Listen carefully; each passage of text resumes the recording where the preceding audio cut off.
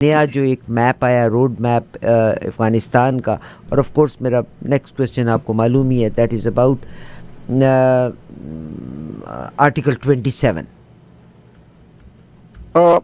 عرفہ جی، پہلی تو بات یہ ہے کہ جی یہ جو ہے میپ آیا ہے جو افغانستان کا، مجھے متنازع تو نہیں لگتا، مجھے مسکہ خیز لگتا ہے. مطلب آپ جو مرضی میپ ایشو کر دیں گے تو اس سے ہوگا کیا. دس از یہ میپ ہے، میں شیئر تو نہیں کرنا چاہ رہا تھا because it is derogatory and it's funny. I main if anybody thinks that this map is possible and Afghanistan Taliban اگر ایک کاغذ پہ چند کیریں لگا دیں گے and they think کہ جی this is possible, تو this is not going to happen and I think it should be treated as such. اور and less said the better جی، کہ ہم اس قسم کی چیز کو فضول بات کو کیوں چھڑے. میں بھی کچھ بھی کہہ سکتا ہوں، کل میں امریکہ کا صدر بن جاؤں گا تو اب اس کو کوئی سنجیدہ تو نہیں لے سکتا نا جی. مگر سر میرا سوال اس لحاظ سے ہے کہ یہ ڈیورنٹ لائن جو ہے اس پہ تنازع تو ہے نا. برٹشرز جب تھے تو تب بھی انہوں نے اپنی مگر بولا کوئی نہیں تھا، کوئی بھی نہیں بولا تھا. مگر دے تھنک کہ پٹھان کو درمیان میں سے کاٹ دیا. اس لائن کا رپھڑا تو چل رہا ہے نا سر جی؟ نہیں، کوئی رپھڑا نہیں چل رہا جی. یہ دیکھیں بڑے عرصے سے ایک سیٹلڈ بات ہے، اور جو چیز ایک سیٹلڈ ہے یہ کوئی ایسے تھوڑی ہے کہ جی کسی کے کہنے سے یہ رپھڑا ہو جائے گا. Pakistan has got borders, those borders are recognized by as a nation under the United Nations. ایک پراپر ایک طریقہ کار ہوتا ہے نا جی کسی بھی چیز کی ریکگنیشن کا، ایک کنٹری کی باؤنڈریز کی ریکگنیشن کا، اس کے بارڈرز کی ریکگنیشن کا. ایسے ہی کسی کے کہہ دینے سے کہ جی پٹھان کو سینٹر سے کاٹ دیا گیا، مطلب اس بات کا کیا مطلب ہے؟ Can this be taken to any international court? is there any form of injustice here? Is there any issue which is debatable? ہم یہ کہیں کہ جی یہ معاملہ چل تو رہا ہے، تو یہ کہاں چل رہا ہے یا یہ کہیں چل سکتا ہے؟ سو ایشو یہ ہے کہ اگر آپ اس کی فرق صورتحال کو کنسیڈر کر لیں کہ جی کیا پاکستان کا نقشہ اس وقت انٹرنیشنلی، پاکستان کے ایک بارڈرز ریکگنائزڈ ہیں، یو این میں ریکگنائزڈ ہیں، majority of the countries recognise کرتی ہیں، یہ انٹرنیشنل قانون کے تحت ایگزسٹ کرتا ہے، تو یہ ساری باتیں اپنی جگہ، سب کے سوال آپ کے پاس ہاں میں آ جائیں گے. اب ایشو یہ ہے کہ جی یہ معاملہ چل سکتا ہے تو کیا یہ لیگلی چل سکتا ہے؟ تو لیگلی آپ جا کے کسی بھی کورٹ میں اس کو انٹرنیشنلی چیلنج کر سکتے ہیں کہ جی پاکستان کا یہ بارڈر نہیں ہے، یہ ہمارے ادھر ہونا چاہیے تھا.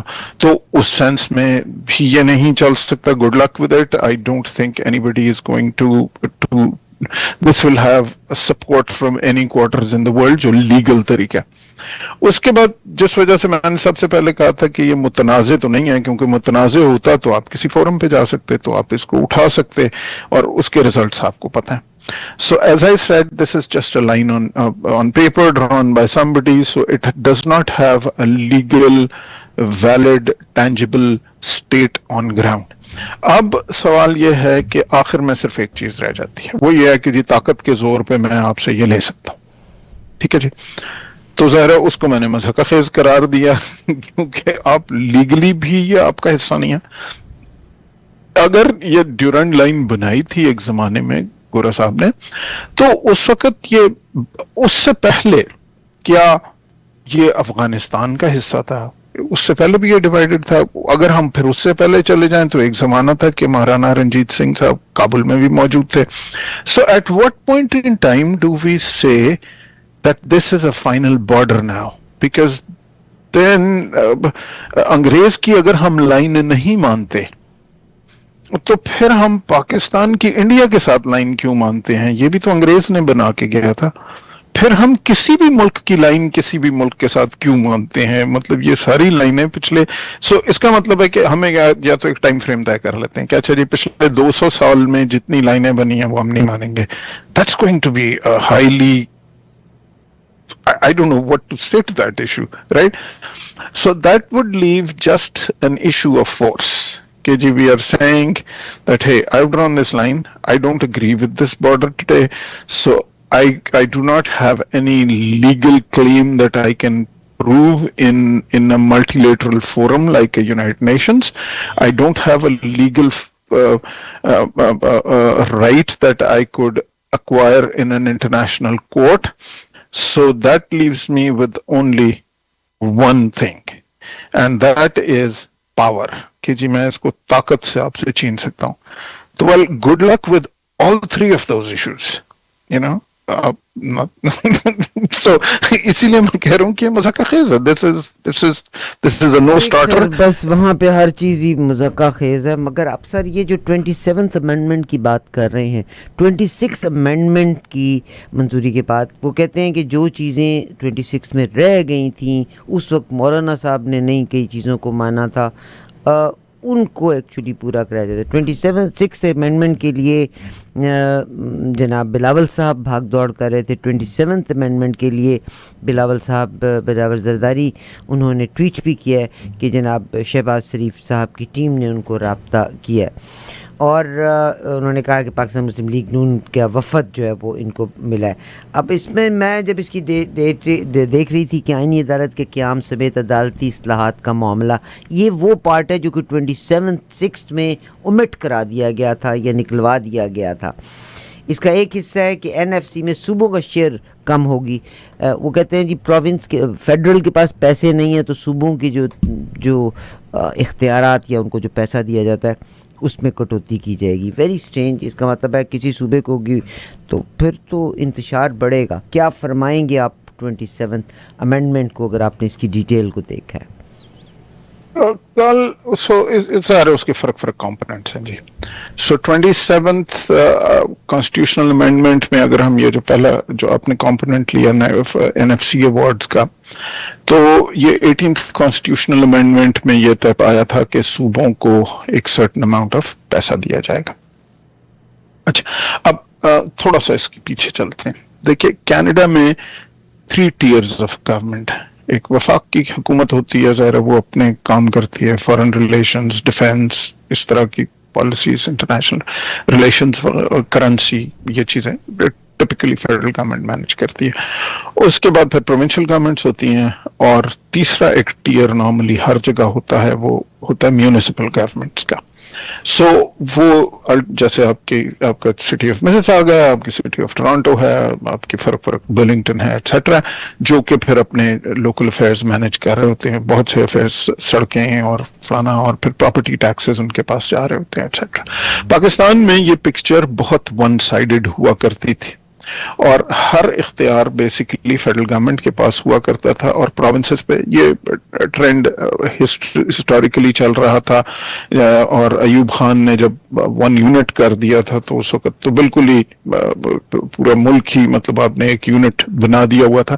تو صوبائی خود مختاری کے حوالے سے چیزیں کمزور تھیں.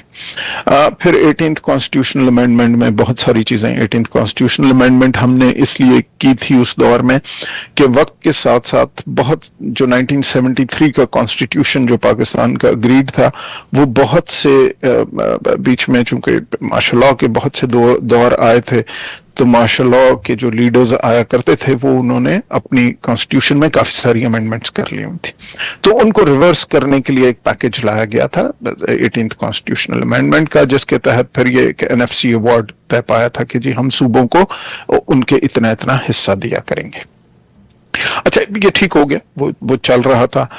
تو این ایف سی کے ایوارڈ کے حوالے سے اس وقت جو صورتحال ہے, کوئی 57%, بلکہ میں عامر کو ابھی سے بتا دوں, عامر کل ایک کامران خان کا ایک وہ چل رہا تھا پاکستان میں این ایف سی ایوارڈز کے حوالے سے ہی, یہ بلکہ 27th کانسٹیٹیوشنل امینڈمنٹس کے تحت ایک پروگرام چل رہا تھا. اس میں اس نے ہسٹوریکل کلپس لگائے تھے کچھ لیڈرز کے, تو جتنی دیر میں بات کر رہا ہوں دیکھیے اگر آپ کو مل جائیں تو. اچھا, سو جو این ایف سی میں جب یہ ہوا تھا جی, تو ہوا یہ کہ 57% کے قریب جو اس وقت جو پاکستان کا ریونیو ہے وہ پروونسز کو چلا جاتا ہے. جیسے بجٹ آتا ہے تو 57% صوبوں کو چلا جاتا ہے. یہ 3 ٹیئر میں نے آپ کو اس لیے بتایا تھا کہ وہ 3 ٹیئر میں تیسرا ٹیئر چونکہ پاکستان میں ہے نہیں میونسپل گورنمنٹس کا, تو وہ 57% پیسہ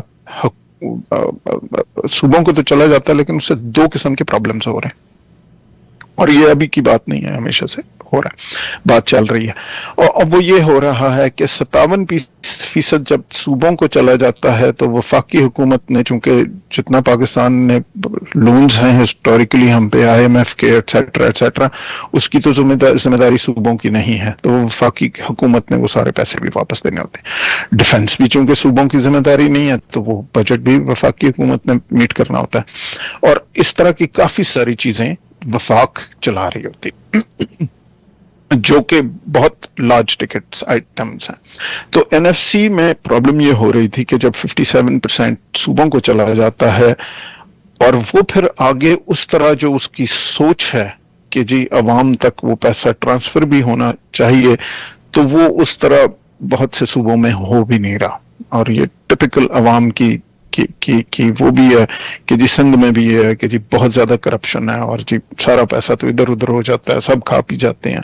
बहुत सी जगह दफा आपने देखा होगा मिनिस्टरों के घरों से बहुत पैसे निकले, हर जगह ये है, मगर बट आपको ये नजर आएगी। बलूचिस्तान में फिर यही बात बहुत चल रही है, KPK के हवाले से बात चल रही है कि 13 साल हो गए और फिर किस तरह मतलब कोई डेवलपमेंट आपको नजर नहीं आ रही। इशू ये है कि एक तो वफाक डे 0 पे जिस दिन बजट आता है NFC के हवाले से, वफाक डे 0 से उधार पे हो जाता है, क्योंकि जो मेजॉरिटी पैसा होता है वो सूबों के पास चला जाता है।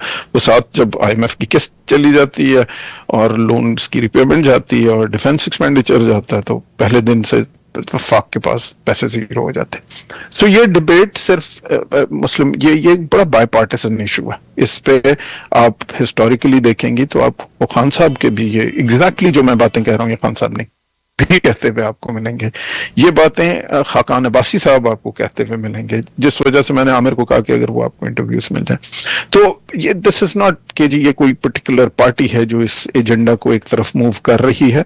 ये तमाम पार्टीज इस पे मुत्तफिक हैं, अभी शायद सियासी तौर पे ना हो, लेकिन अपने टाइम पे जब भी कोई हुकूमत में आता है वो एग्जैक्टली यही बात कर रहा होता है, क्योंकि रियलिटी ऑफ द सिचुएशन ये। तो अच्छा, अब ये मसला ना होता, अगर पाकिस्तान इकोनॉमिकली अच्छा कर रहा होता तो फिर तो पैसे ही बहुत होते, तो 57% चला भी गया तो क्या हुआ।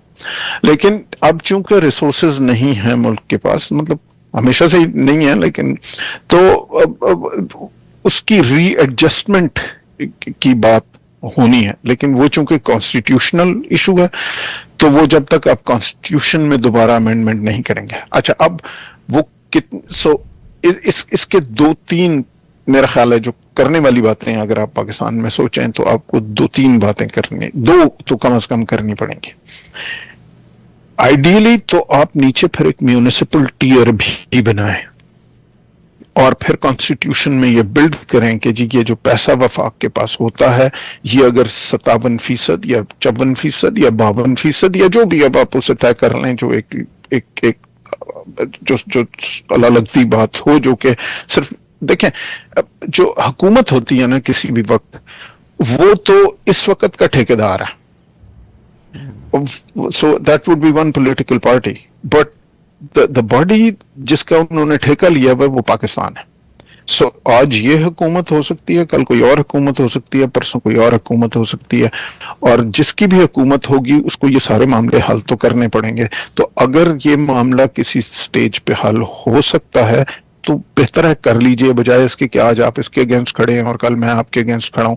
So जो करने वाला काम है वो एक ये है कि जी एक तो इसको रैशनलाइज थोड़ा सा करें, दूसरा फिर वो तीसरा टीयर बना दें और फिर वो कॉन्स्टिट्यूशन में बिल्ट इन हो कि जी ये पैसा होगा, ये वफाक जो रेवेन्यू कलेक्ट करेगी ये इस तरह प्रोविंस को जाएगा, फिर प्रोविंस इस तरह आगे म्यूनिसिपैलिटीज को देगी और ये पैसा एक्चुअल अवाम के पास ट्रांसफर भी होगा।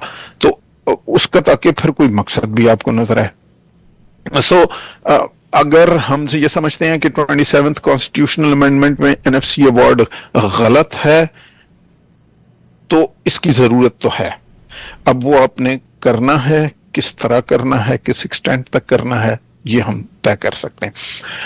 اگلا ایشو جو آ رہا ہے این ایف سی, یہ 27th کانسٹیٹیوشنل امینڈمنٹ میں جو ڈسکشن چل رہی تھی, وہ والا ایشو ہے, کیا اس کو کہتے ہیں, 243 میں کی چینجز کے حوالے سے, جو کہ ہے کہ جی کیا چیف کی. اچھا, اب پہلی تو بات یہ ہے کہ ہمیں بہت زیادہ انفارمیشن نہیں ہے کہ جو 27th کانسٹیٹیوشنل امینڈمنٹ ہوگی اس میں کیا کیا جائے گا. ہمارے پاس اس وقت جو ایک پوزیشن سامنے ہے وہ بلاول بھٹو صاحب کی ٹویٹ ہی ہے کہ جی ہمارے پاس حکومت آئی تھی اور ہم اس طرح اس کا فیصلہ کریں گے. تو اس میں 3 چیزیں تو ابھی تک ہمیں سمجھ میں آ رہی ہیں. ایک این ایف سی ایوارڈ تھا, ایک 243 جو کہ ریٹائرمنٹ کے حوالے سے ہے چیف کی اور اس کی, کہ جی کیا اس میں تبدیلیاں ہوں گی. وہ سیٹل تو ہوا ہے کہ جو پچھلی دفعہ ہوا تھا کہ جی 6 سال ہوگا اور فلانا.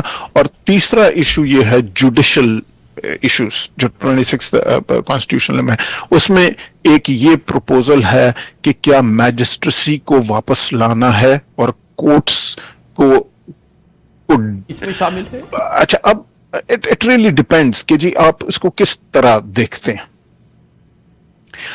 اگر آپ یہ بات کرتے ہیں کہ جی میجسٹریٹ کو واپس لانے سے, جو ایک ڈپٹی کمشنری سسٹم ہوتا تھا جس کے تحت ایک magistrate local S D M ہوتا تھا اور فلانا ہوتا تھا, پھر ہم نے جا کے پاکستان میں بیوروکریسی سے وہ پاورز لے لیں اور ہم نے کہا کہ جی یہ اب جو ہے یہ صرف ایگزیکٹو میجسٹریٹس ہوں گے, ایگزیکٹو پاور ان کے پاس ہوگی, جوڈیشل پاورز ان کے پاس نہیں ہوں گی. اب سوال یہ ہے کہ جب ہم نے یہ فیصلہ کیا تھا تو کیا ہم نے آلٹرنیٹ اتنی عدالتی کیپیسٹی بڑھائی تھی کہ وہ سارا کام جو پہلے آپ کی میجسٹریسی کرتی تھی یا ڈسٹرکٹ میجسٹریٹ کر لیتا تھا, کیونکہ اس کی ایک باقاعدہ کورٹ ہوتی تھی, وہ سینٹنسنگ کرتا تھا, تو کیا آپ نے عدالتی کیپیسٹی اتنی بڑھائی تھی کہ وہ جو سارا ہیوج کیسز کا جو والیوم تھا جب وہ کورٹس پہ پڑے گا تو کیا آپ کی کورٹس میں اتنی نیچے آپ نے اتنی کورٹس بڑھائیں یا بنائیں کہ جی وہ پھر اس کو ہینڈل کر سکیں. سو انفارچونیٹلی ہم نے ایک نظام ختم تو کر دیا تھا, جو کہ میں ہمیشہ کہتا ہوں کہ لوگوں میں یہ کیپیسٹی ہوتی ہے کہ نظام کو بہت کرٹیسائز کیا جائے, جی یہ بہت غلط ہے اور یہ فلانا ہے اور اس کو توڑ دو. بڑی اچھی بات ہے, جب بھی لوگ جذباتی ہوتے ہیں اور جلسہ لے کے نکلتے ہیں تو ٹریفک لائٹیں توڑ دیتے ہیں, درختوں کو آگ لگا دیتے ہیں ایٹسیٹرا. لیکن اس ٹریفک لائٹ کو واپس جوڑنا کیسے ہے اور وہ درخت واپس کیسے لگے گا؟ سو ایشو یہ ہے کہ نظام بنانا مشکل ہوتا ہے, توڑنا بہت آسان ہوتا ہے. سو ہم یہ کر چکے تھے میجسٹریسی میں, تو ہم نے وہ میجسٹریسی تو ہٹا دی کہ جی ڈی ایمز بہت برے ہوتے ہیں.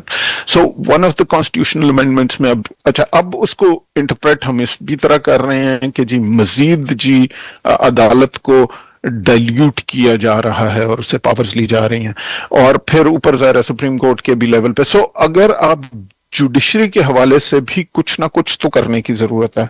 ابھی ہمیں ٹوٹل ڈیٹیلز تو نہیں پتا کہ کیا کی جا رہی ہے, لیکن آپ جو بھی کریں گے, آپ این ایف سی کریں, آپ جوڈیشری کے بارے میں کوئی کرنے کی کوشش کریں, تو ہر چیز کو کیا تو کرٹیسائز جائے گا, اور نہ ہمارے پاس اس وقت کوئی ڈیٹیلڈ بیسز ہیں کہ جی ایگزیکٹلی کیا کیا جا رہا ہے. ان اینی کیس جو بھی ہوگا it will come to a parliament, and there is a parliament in place, and public representatives are sitting there.